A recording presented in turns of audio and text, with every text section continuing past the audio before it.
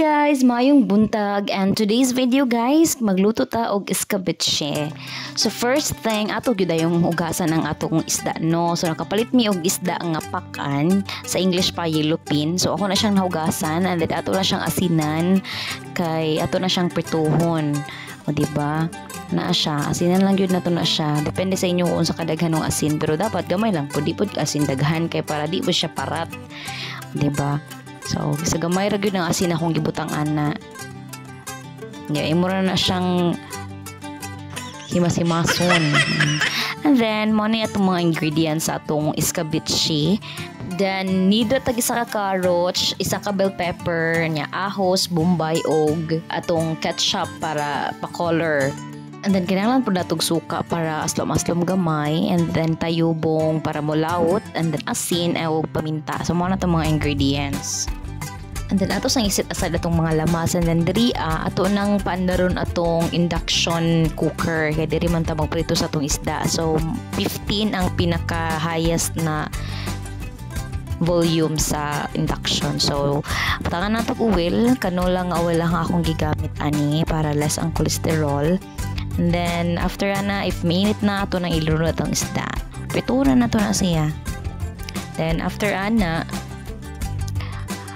ako pong ginaya ng volume kay basta niya dali ra ba mapagod. So, while nagluto taaning atong pritong isda, of course, atong pong hiwaw na itong lamas para di masayang atong oras. Kay pas mo taan ni day.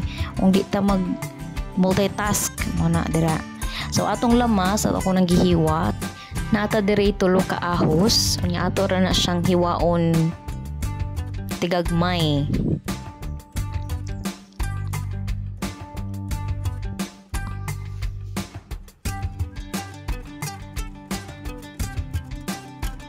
Then sunod to paghiwa ang atong bombay.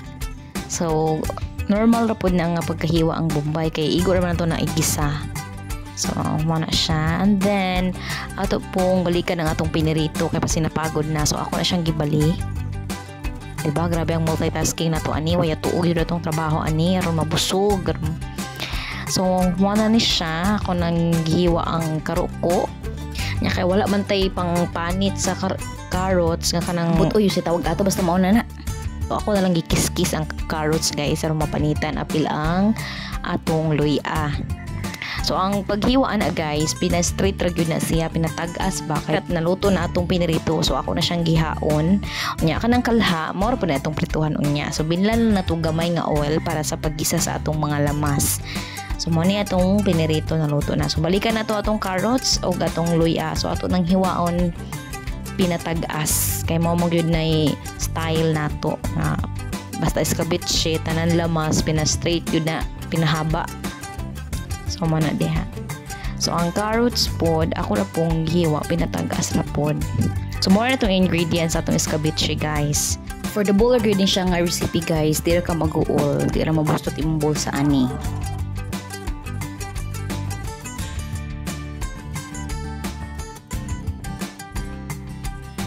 So, ang carrots, guys, ako siyang gitunga, kay medyo taas ra siya kung di na ako siya tungaon. Then, ako pa na siyang pinanipis nga pagkahiwa kay para dali ra siya maluto kay ang carrots baya kay baga. So dapat pinanipis gyud ni pinataas para dali ra siya maluto.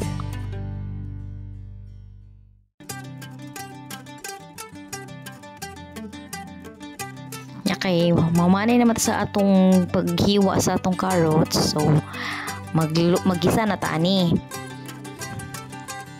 So, mo na itong oil kain na nga giprituhan. So, ito ra po nang baliko, no? So, ako nagigisa ang ahos.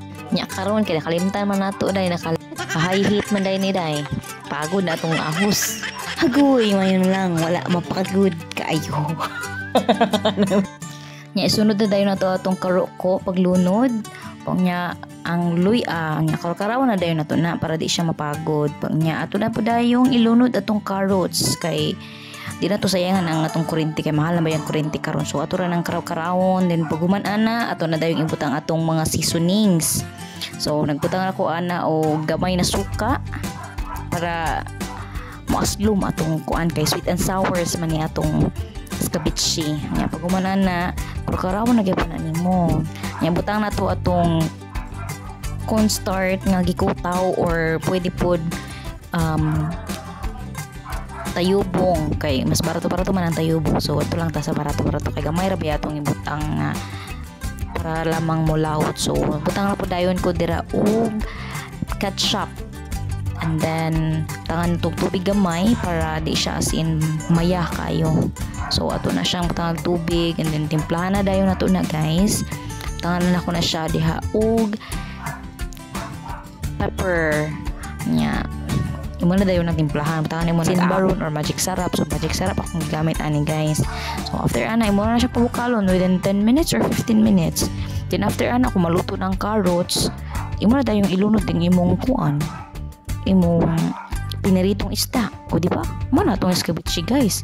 Ay nakalimot ko patahan pa din na og asukar para mo balance ang timpla. O di ba? So ilunod na dayon nato atong isda nga pinirito, and then 5 minutes ana hawon na, then ready to eat na dayon.